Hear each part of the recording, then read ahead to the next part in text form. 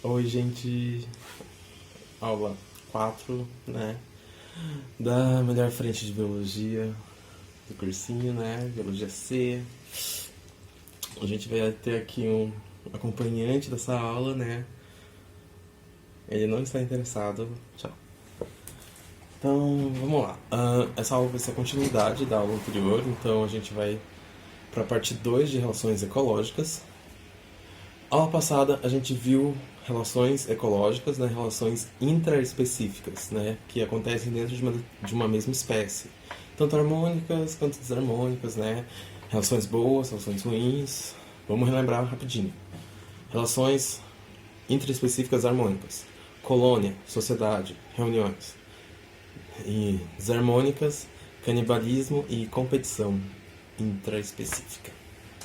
Nessa aula a gente vai ver as relações interespecíficas, ou seja, aquelas que acontecem com espécies diferentes. E, cara, essas são as mais variadas possíveis. Então vamos lá. Tá, vocês viram, né? Mudou um pouco o cenário, né? TV maior, não sei o que, tem uma flor aqui de plástico. Se vocês preferirem esse cenário, me falem. Se preferirem um outro, me falem também. A única diferença é que aqui vai ter que... Os slides vão passar mais amplos. Tá, vamos começar. Relações interespecíficas harmônicas. E a gente vai começar com o mutualismo ou a simbiose. O que é essa relação em si? São dois organismos, espécies diferentes, claro, que precisam do outro para sobreviver. Eles não sobrevivem separados. Tipo, um precisa do outro durante toda a vida desse organismo para sobreviver e, assim, um ajuda o outro a sobreviver, no caso. Então, um pode fornecer certos nutrientes e o outro devolve, um troca-troca. No caso aqui, o exemplo mais famoso, mais interessante que se tem são os líquens, que eles são uma relação mutualística entre um fungo e uma alga, uma microalga. Então, o fungo e a alga ficam entrelaçados e a alga faz fotossíntese e fornece açúcar para o fungo, e o fungo fornece nutrientes minerais que ele obtém para a alga.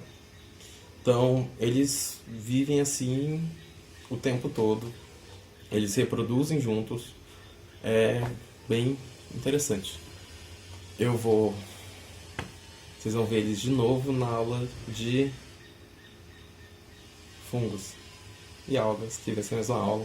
E eu vou falar sobre eles de novo agora, só que vocês vão saber que fungo e que alga que fazem essa relação. Próxima relação que a gente tem é a nossa microbiota, que no caso mais geral dos humanos ela fica no intestino.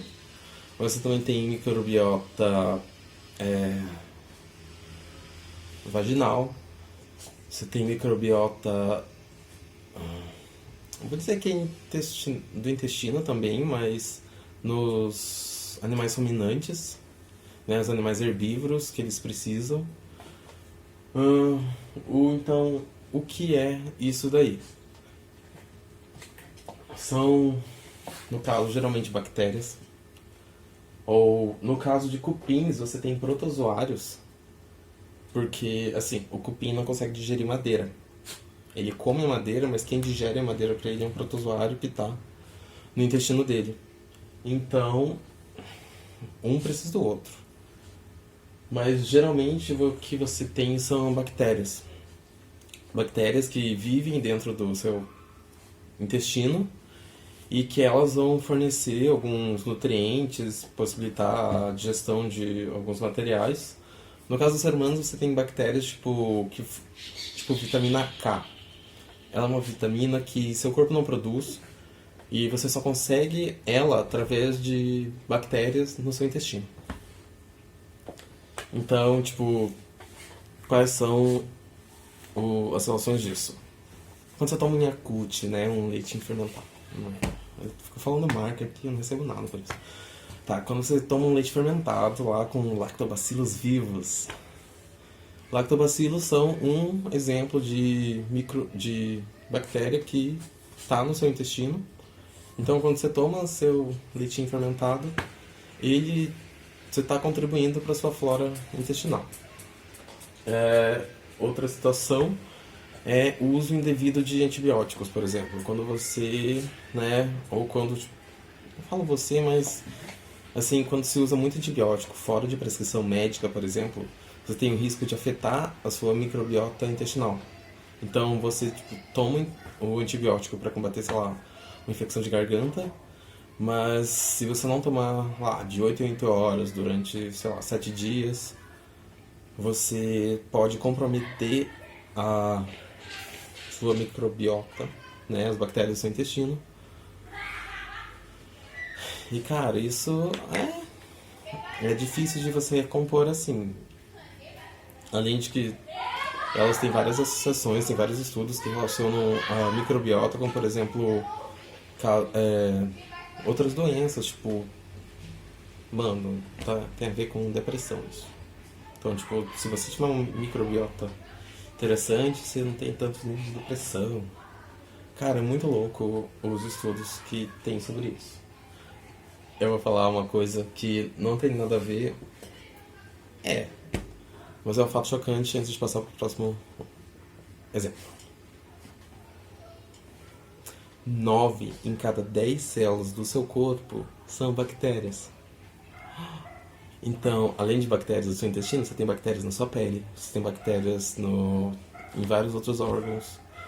E que elas não necessariamente são patogênicas, elas não causam doenças, às vezes elas ajudam.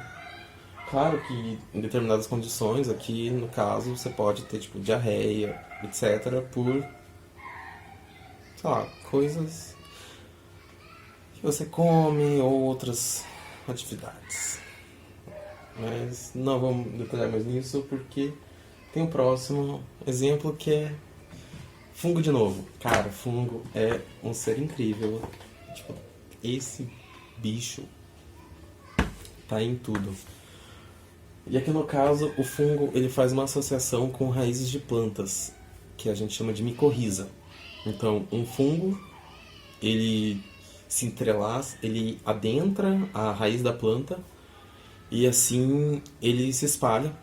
E o que ele faz? Ele fornece mais área de captação para a planta pegar água, nutrientes, e a planta fornece um açúcar da fotossíntese para ele também. Então, assim, são um caso muito particular, porque cara, essas redes, um fungo não fica só numa planta, ele vai se conectar com outra, e daí eles conectam as árvores e conectam as outras plantas e fica tipo uma internet de plantas com fungo, não fibra ótica. Sei lá, né? Vamos. É muito interessante, eu adoro fungo. O segundo caso de relação é a protocooperação. No caso, os organismos se beneficiam, só que eles não são, tipo, um não é necessário para o outro. Então, tipo, cara, eu preciso de você, mas assim, você no seu canto e eu no meu canto. Mas assim, a gente precisa da gente. Um caso muito fofo. Eu coloquei morcego porque para desmistificar a ideia de morcegos como criaturas nefastas. Morcegos são polinizadores. A polinização em si é um exemplo de protocooperação, porque os animais, né, quando a polinização é feita por animais, eles estão buscando se alimentar do néctar, ou às vezes até do pólen das flores. Então, as flores já propiciam néctar para atrair, que tem chance de atrair polinizadores, né? Tipo, cada flor atrai um bicho diferente. E o animal vai lá, querendo um açucarzinho, e se suja de pólen.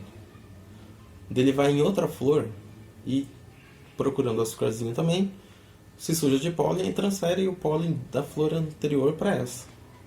E assim você propicia a reprodução de flores, reprodução de plantas. Então, eles são agentes dispersores, então tipo, a planta precisa deles para reproduzir, né? E os animais precisam daquilo para sobreviver, mas né, o animal tá lá vagando, voando, sei lá, e a planta tá lá paradona, fazendo coisa de planta. Um outro exemplo é o caso da anêmona e do peixe-palhaço. Aqui um exemplo clássico é... Então, me perdi aqui. Tá, no caso, o peixe-palhaço vai procurar proteção dentro da anêmona e a anêmona vai obter certos alimentos que são os restos da alimentação do peixe-palhaço. Então o peixe-palhaço vai lá, faz sua refeição, sobra alguma coisa e acaba servindo de alimento para a anêmona em si. Mas, né, o peixe-palhaço ele vai para fora, não sei o que, a anêmona faz as coisas dela, etc. Mas assim, eles obtêm muito benefício dessa relação. Então, essa é a própria cooperação em si. Tá vendo esse símbolozinho aqui de mais e mais? Quer dizer que ambos indivíduos da relação se beneficiam. Então, pode ter casos em que... Vamos ver se é o próximo, que eu não lembro. Em que você tem só um indivíduo se beneficiando. É aqui mesmo. No caso, é um mais e um zero. O zero significa que o outro indivíduo ele tá indiferente em relação àquilo. Então, tipo, ele não ganha nada com aquilo, só um ganha. Tá, exemplificando melhor. No caso aqui você tem uma arraia. Essa arraia tá com... Esqueci o nome desse peixe, mas acho que... Parece rêmoras. Rêmoras são peixes que têm... eles têm uma estrutura na cabeça que permite eles se aderirem no corpo de outros animais maiores. E eles obtêm comida com isso, que é o caso do comensalismo. É um organismo obter comida graças ao outro, e o outro tá tipo... né? Então, no caso, a arraia vai se alimentar, ou aqui no caso, tipo, leões e hienas. O caçador se alimenta e sobra o resto. O resto vai para esse outro animal, né? No caso aqui a hiena e no caso aqui a rêmora, que tipo se beneficiam, não precisam caçar, só vida boa e farra.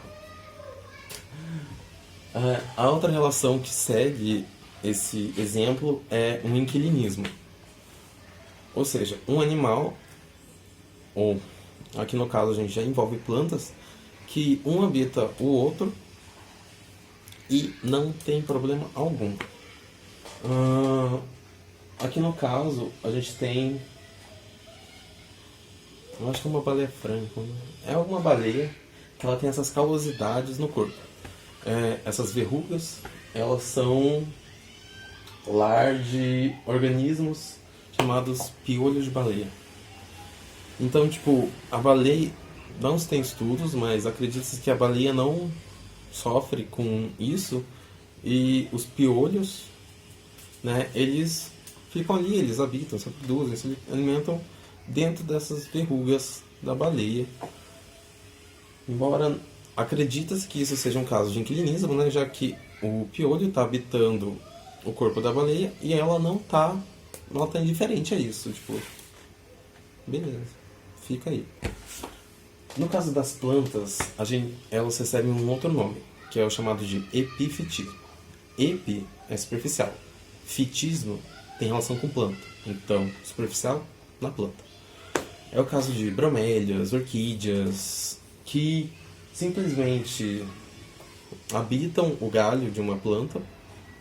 Aqui no caso você tem várias bromélias numa árvore.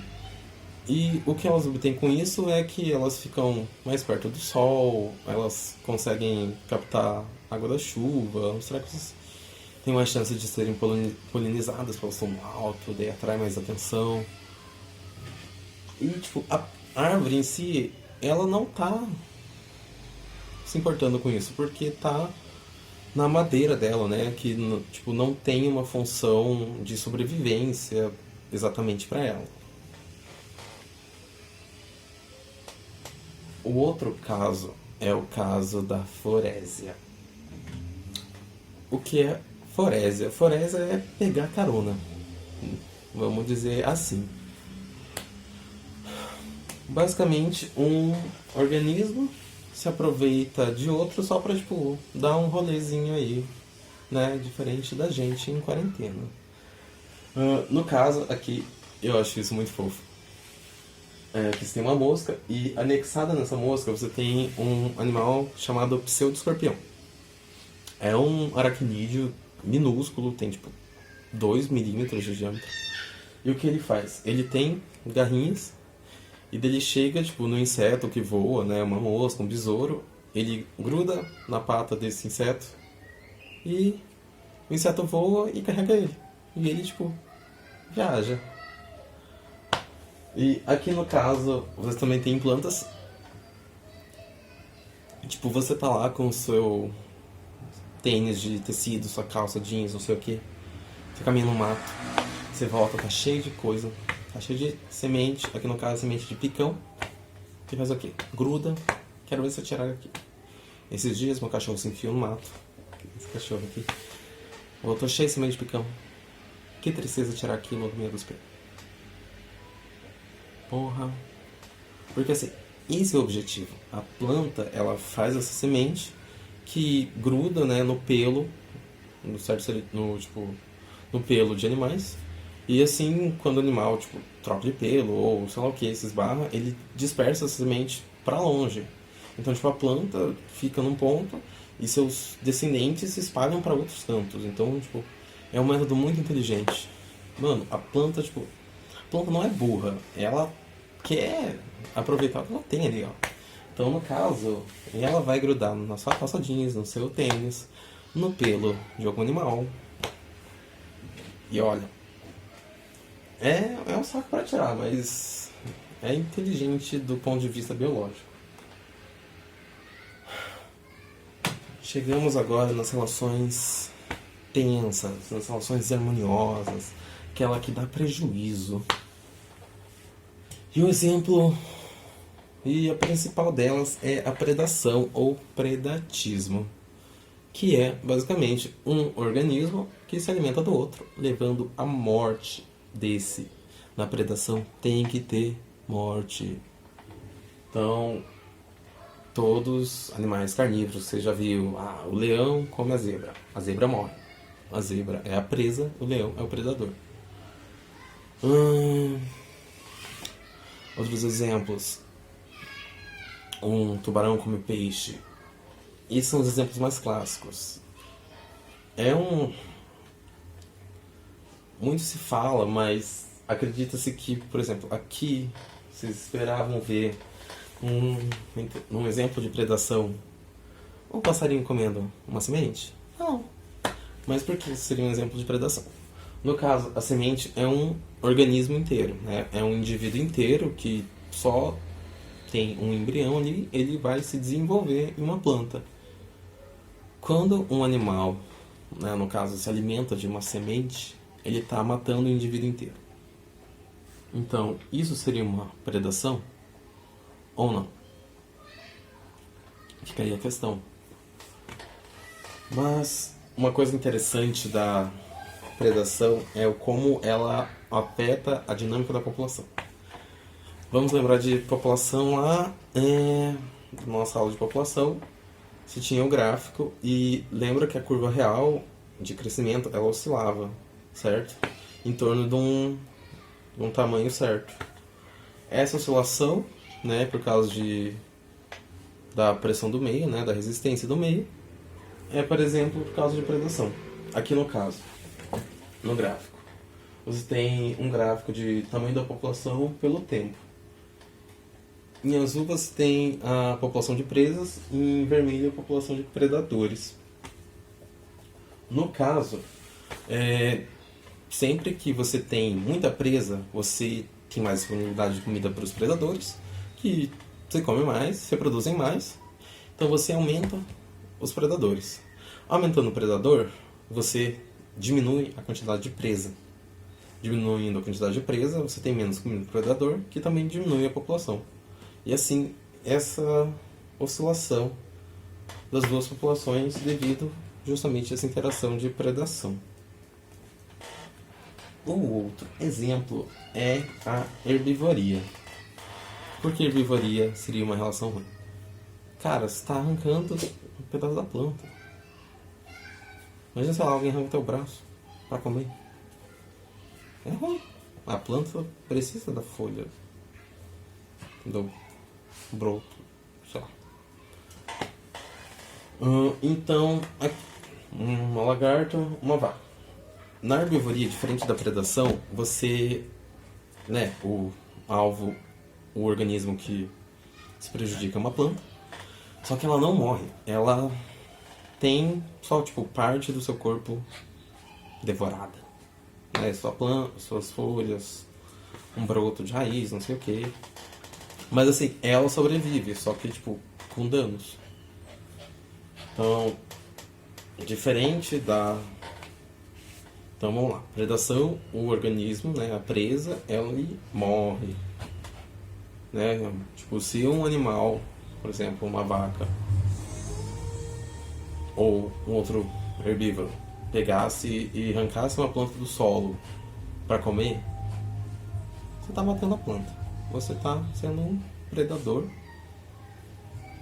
E de um certo ponto de vista, ainda tem muito debate nos cientistas, mas o princípio é esse. Predação, a presa morre. Na herbivoria, a planta, no caso, ela sofre danos, mas sobrevive. Novamente, é um caso de herbivoria ou de predação. Muitos debates, mas retomemos, tem um conceito em si. Cara, essa relação é muito complexa, a relação de parasitismo. O que é um parasita? Ele vai ser um organismo, não necessariamente um animal, que vai se aproveitar do outro, vai obter alimento do outro e não vai matar ele. É parecido com a herbivoria. Só que no caso aqui você tem... ele se aproveita do corpo em si, ele é meio dependente daquilo. Então, parasitismo é bem complexo. E você tem 3 modos desse parasitismo atuar. O primeiro modo é o de um animal que parasita um outro animal. No caso aqui, um carrapato se alimentando de sangue humano. Você tem o caso de animais que se alimentam, que são parasitas de plantas, pulgões, sobre uma planta qualquer. E você tem o caso peculiar de plantas que parasitam outras plantas. Aqui no caso você tem uma erva de passarinho, que é esse arbusto que está aglomerado no meio dessa árvore, Então, ele acontece em todas as escalas. Só não se tem exemplos, de plantas que parasitam animais, porque acho que é uma relação complicada, vamos dizer assim. Então, no conceito de parasitismo, você tem 2 termos importantes. O parasita, que é o organismo que vai se beneficiar do hospedeiro. O hospedeiro é o que está sendo prejudicado, o que está lá, sofrendo as consequências daquilo. Uma questão importante do parasitismo. O objetivo do parasita é sobreviver às custas do hospedeiro sem matar ele. Se o hospedeiro morrer, cara, esse parasita não, só se... Porque assim,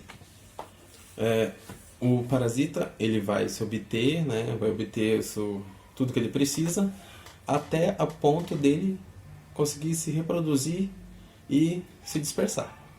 Depois que ele se dispersou, aí sim, tipo, se o hospedeiro dele morrer, é um caso, ele tipo já conseguiu dispersar. Caso não, ele deu para trás, né? Já que ele não vai conseguir se reproduzir e se dispersar por aí. Dentre os parasitas, você tem diversas classificações deles. Você tem, por exemplo, endo e ectoparasita. O ecto é um parasita que fica tipo sobre a pele, no caso. Carrapato, por exemplo, é um ectoparasita. Pulga, piolho. Eles se alimentam de você na sua pele, no seu couro cabeludo, sei lá, etc.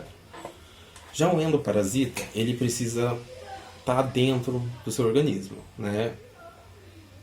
Pode ser um verme, né? Uma lombriga, uma tênia.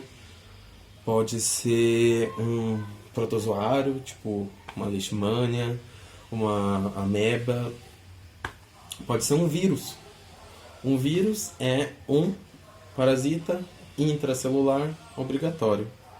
Ele só consegue sobreviver dentro de células e se espalha por aí, obtendo o que ele precisa, mas vírus é ser vivo, não sei. Essa questão não vou debater com vocês aqui, mas enfim. No caso das plantas, você tem dois tipos de parasitas, que são os hemiparasitas e os holoparasitas. Hemi significa metade, né? Tipo, é incompleto. E holo é total. Então, naquele exemplo anterior da erva de passarinho, a erva de passarinho é um hemiparasita, porque ele vai obter, né? Ela vai obter o que da planta hospedeira? Água e sais minerais que a planta está obtendo do solo. A erva de passarinho tem raiz dentro da planta, ela não tem raiz no solo. Então, ela só vai conseguir essa água e esses sais minerais da planta hospedeira. E como ela tem folhas, ela faz fotossíntese, então ela consegue obter a própria glicose. Daí ela é um hemiparasita. Um holoparasita é como posso dizer? Como é que é o nome daquilo? Esqueci. Cipó-chumbo. Cipó-chumbo ou cabelo de anjo, fio de ouro, é um treco assim. Você vai ver um arbustinho lá cheio de fiozinhos dourados, bonitos, você fica pensando, que lindo, festividades, Natal. Não, aquilo é um parasita. Ele não tem folhas, então ele faz o quê? Ele lança as raízes dele dentro da planta, obtém água e sais minerais, assim como essa outra, e açúcar, porque ele não tem folha, ele não faz fotossíntese, então ele tipo pega tudo da planta até o ponto dele se reproduzir, se espalhar, e caso essa planta hospedeira morra, ele vai se espalhar. Beleza, tchau. Arrivederci. Hasta la vista. Daí dentro dos parasitas, você tem parasitas obrigatórios, né, que só sobrevivem dentro de outros organismos. Parasitas facultativos que, tipo, eles vão, tipo, parasitam lá, mas não são necessariamente, tipo, precisam ficar dentro de um organismo para sobreviver. E temporários que pegam, por exemplo, mosquito. Mosquito, ele é um ectoparasita que ele te suga teu sangue e vaza. Você foi um hospedeiro temporário, ele foi um parasita temporário. Uma coisa que parece, mas não é o parasitoidismo. O parasitoidismo é classificado às vezes como um caso de predação, mas ele tem semelhanças com o parasitismo. No caso, aqui a gente tem essa criaturinha aqui minúscula, uma vespa, e ela tá botando ovos dentro de ovos de outros insetos. Cara, esse bicho é muito inteligente. É muito. Amo. Por quê? Quando os ovos dela romperem dentro desses ovos aqui, pode ser. Vamos dizer que é um ovo de borboleta, né? Um ovo de lagarto. Quando os ovos da vespa se abrirem, as larvinhas de vespa se alimentam da lagarta, né? Da larva da borboleta. E sai um monte de vespinha. E não existe mais lagarta. Além de ovos, elas parasitam também, tipo, lagartas inteiras. Então, tipo, tem uma lagarta lá, vem a vespa, bota o ovo, as larvas de vespa comem a lagarta viva, um monte de vespa, tchau lagarta. Então, ele é classificado às vezes como um caso de predação, né, já que você tem a morte do organismo. Mas eu quis colocar ele aqui porque ele parece parasitismo, mas nem tanto. E um caso é o amensalismo. O amensalismo, ele é, né, ou antibiose, ele acontece mais com micro-organismos. Por quê? Porque eles produzem substâncias tóxicas ou substâncias que inibem o crescimento de outros organismos. Como assim? Aqui no caso você tem uma placa de crescimento microbiológico. Essa mancha branca aqui é um fungo chamado Penicillium. E essa coisa difusa aqui são colônias de bactérias. Ao redor dessa colônia de Penicillium, você não tem crescimento de bactéria. Porque o Penicillium produz uma substância que inibe, que mata a bactéria. Isso foi descoberto há uns anos atrás. E hoje Penicillium é usado industrialmente para produzir antibiótico. Sabe Bezetacil? Aquela injeção bem leve, bem gostosa de tomar na bundinha. Ele é um derivado de penicillium, né? De penicilina. Foi o primeiro antibiótico descoberto. Aqui nesse outro caso você tem uma maré vermelha. Ela é causada por esses organismos aqui, que são dinoflagelados, são microalgas, que produzem substâncias. Elas são vermelhas, produzem substâncias que contaminam a água e matam diversos organismos, intoxicam animais maiores. É bem complicado quando tem esses eventos de maré vermelha. Eu vou explicar melhor ela na aula de desequilíbrios ambientais. Mas só para vocês saberem que tem esses casos aqui. Ok. E o último é a competição. Competição acontece também em espécies diferentes.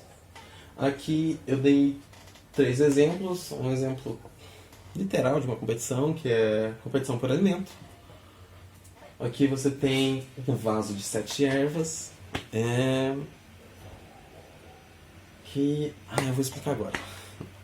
Vaso de 7 ervas, as plantas, né? Se você não conhece, pode pesquisar no Google aí, perguntando para sua avó, para sua tia, para sua mãe. Elas possivelmente vão saber que um vaso de 7 ervas, ele é feito para evitar mal olhado, para você saber se você está sofrendo com mal olhado. Mas acontece que não tem nada de mal olhado nisso. Acontece que as plantas têm necessidades hídricas diferentes e como são diversas, umas morrem antes das outras e no final só sobra uma, que é a espata de São Jorge. Então, elas estão competindo em si pela água, né, daquele vaso pequeno que elas habitam. E numa floresta, por exemplo, você tem a competição por luz entre diversas espécies, uma vez que, por exemplo, as árvores, as copas das árvores, cada árvore compete por luz entre elas, e embaixo você fica mais escuro. Então, um pouco de luz que tem embaixo e vira motivo de competição entre as plantas mais rasteiras. Então elas ficam meu Deus, eu tenho luz ali, eu tenho que fazer isso, isso, isso. É uma loucura, né? Claro, eu tô cansando, né? Mas foi ilustrativo. Tá, vamos lá, questão.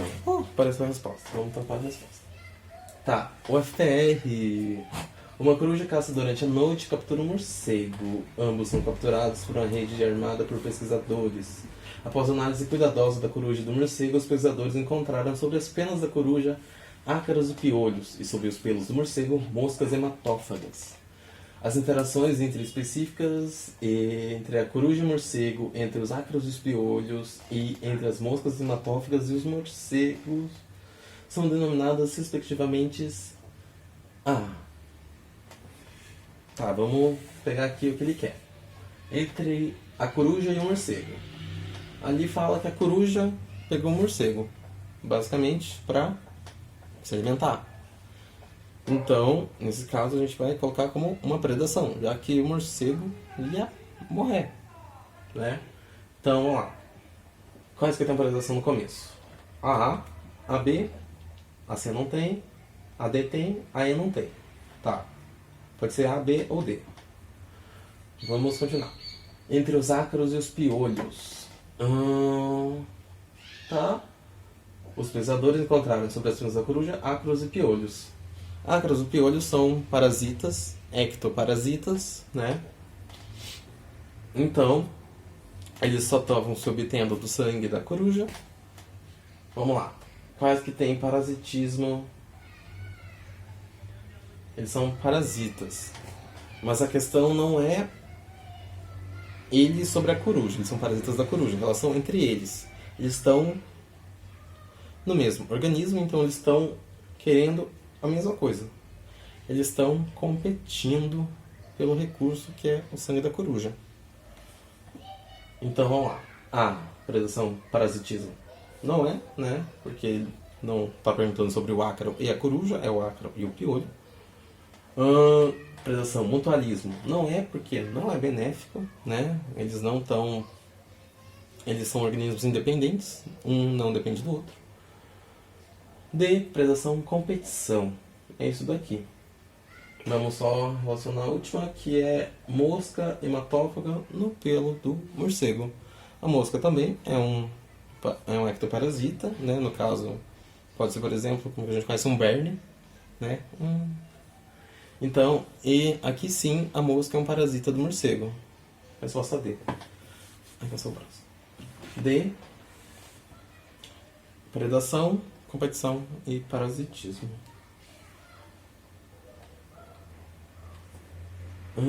Enem. Nossa, essa é competente. Vamos lá. Um pesquisador investigou o papel da predação por peixes na densidade e tamanho das presas como possível controle de populações de espécies exóticas em costões rochosos. No experimento, colocou uma tela sobre uma área da comunidade e pedindo acesso dos peixes ao alimento e comparou o resultado com uma área adjacente na qual os peixes tinham acesso livre. O quadro apresenta os resultados encontrados após 15 dias de experimento. O pesquisador concluiu corretamente que os peixes controlam a densidade dos... Aqui, vamos lá. Área com tela, área sem tela. Área com tela era tipo restrito, né? Fica a resposta aqui, sem problema. Mas vamos entender o raciocínio direito. Área com tela, eles precisam... Eles são controlados, né? Eles são tipo restritos em um lugar. E a área, tipo, a outra é uma área bem livre, assim. Aqui você tem 4 exemplos de presas, né, dos peixes, que são algas, cracas, mexilhões e assídeos. Na área sem tela, você tem muita densidade, você tem certas densidades, né, e tamanho médio dos indivíduos. Na área sem tela, você tem densidades diferentes e tamanhos diferentes em si. Vamos lá, a resposta correta é C, vou adiantar. Que os peixes controlam a densidade das populações de mexilhões, uma vez que na área com tela você tem uma densidade muito maior do que na área sem tela. Por quê? Na área com tela, os peixes não iam no alimento. Eles ficavam, tipo, afastados dessa área, eles cercaram, tipo, costão rochoso, impedindo que os peixes chegassem ao alimento. Enquanto na área sem tela, os peixes pegavam de boa. Então, aqui, na área com tela, você tem uma densidade de mexilhões maior do que na área sem tela. Claro que você vai perceber que isso acontece também com cracas. Então, as cracas também têm mais indivíduos na área com tela, né, protegidos. Só que, dentre esses dois, você tem um tamanho maior de indivíduos na área com tela do que na área sem tela. Enquanto que na área com tela você tem indivíduos menores, né? De cracas você tem indivíduos maiores na área com tela, ou seja, elas são protegidas, né? Vamos entender aqui. Na área protegida, elas crescem mais. Na área sem tela, na área desprotegida, os peixes preferem as cracas maiores. E os mexilhões, na área protegida, eles têm 3 centímetros, enquanto na área desprotegida, eles têm 6. Ou seja,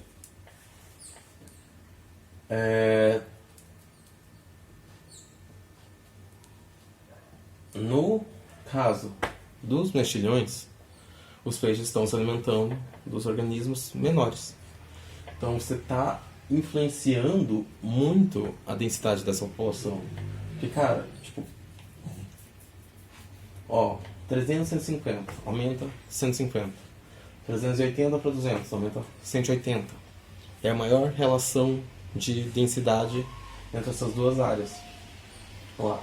População de mexilhões na área sem tela, na área desprotegida do ataque de peixes. Além de reduzir em densidade, aumentou de tamanho, logo indicando que os peixes preferem mexilhões pequenos. As outras respostas: algas, estimulando seu crescimento. Cara, na área protegida elas são menores do que na área desprotegida. B, cracas, predando especialmente animais pequenos. Cara, não, eles predam animais grandes, porque na área protegida você tem um tamanho maior de animal do que na área desprotegida. Que, tipo, se você tem animais menores na área desprotegida, quer dizer que os animais maiores estão sendo predados. C, mexilhões. D, 4 espécies testadas predando os indivíduos pequenos. Não faz sentido, uma vez que cracas predadas com organismos maiores, e a mesma coisa com assídeas, né? E assídeas, apesar de não representarem os menores organismos.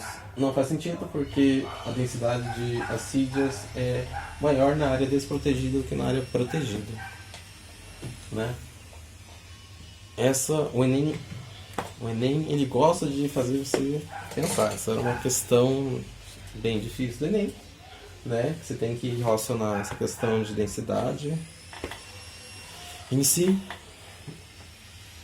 E o Enem adora cobrar interação. Tipo, é um dos assuntos de ecologia que ele mais gosta, além de desequilíbrios ambientais. Isso quando ele não combina, né? Então ele pega esses conceitos, né? Eles sempre vão trazer outros conceitos básicos de ecologia que a gente viu, que no caso, que é o de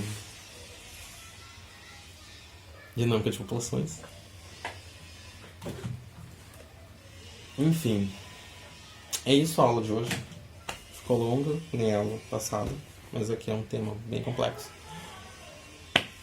E vamos lá, a gente já está na nossa metade do módulo de ecologia. Depois a gente vai partir para um módulo muito mais gostoso, tão gostoso quanto, né? Que é um módulo de botânica. Eu adoro umas plantas, né? Planta e pá. Planta. É isso. Se cuidem, lavem as mãos. Podem estudar, não se cobrem tanto. Sejam pacientes. E tamo aí. Tchau, até semana que vem.